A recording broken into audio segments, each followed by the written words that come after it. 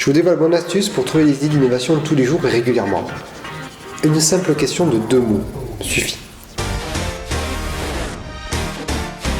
L'innovation et l'ambition est tuée au quotidien tous les jours. Des petites phrases anodines, d'ailleurs des petites phrases, pile ce que dans l'exemple. Aujourd'hui vous faites une petite pause, une petite cigarette, un petit café? Non, on ne fait pas tout petit. Pourquoi on fait tout petit? Pourquoi on visionne tout petit?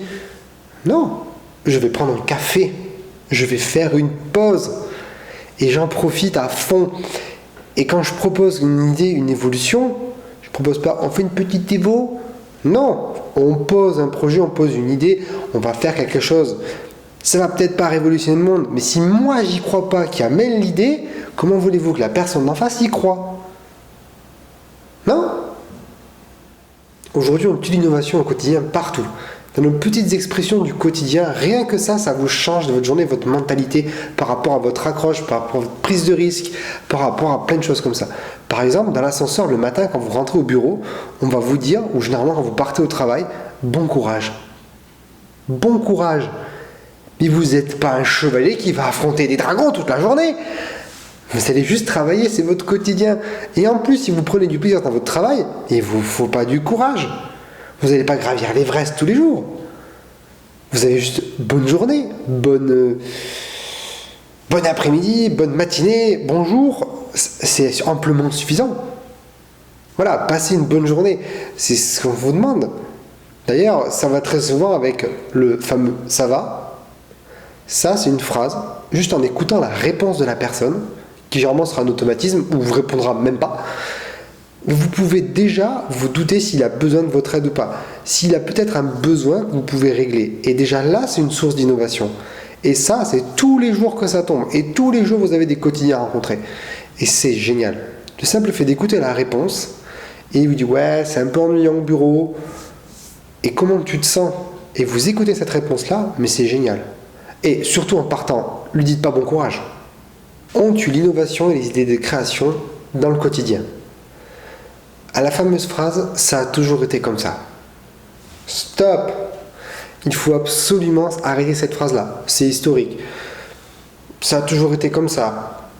On n'a jamais rien changé. On ne sait pas, ça marche comme ça. Stop! Il faut surtout il faut cultiver l'insatisfaction. Ne vous satisfaisez pas de ce que vous avez. Vous pouvez toujours trouver mieux, vous pouvez toujours aller plus loin. Effectivement, c'est pas évident. Effectivement, on peut de temps en temps se reposer, mais il faut toujours être insatisfait. Dans vos conditions de travail, vous pouvez toujours changer quelque chose. Et il faut toujours se donner un but comme ça pour avancer. Et à partir de là, on va toujours trouver des idées. La compilation prend 20 minutes. Mais c'est long. C'est comme ça. Non, c'est pas normal. On peut faire plus vite. C'est pas très pratique. Ben changeons. Aujourd'hui, on tue l'innovation, on empêche les idées de se créer encore au quotidien, dans nos façons de travailler, dans nos façons de voir. Un exemple concret, aujourd'hui, quand je suis à la boulangerie, on m'a dit « ce sera tout, monsieur ?» Ben, ce sera tout, oui.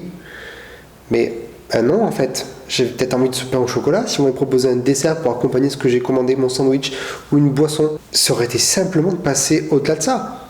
On le retrouve d'ailleurs différemment dans le milieu informatique, dans les développeurs. Voici le cahier des charges. Voilà, c'est bon, j'ai fait ma part du contrat. Non.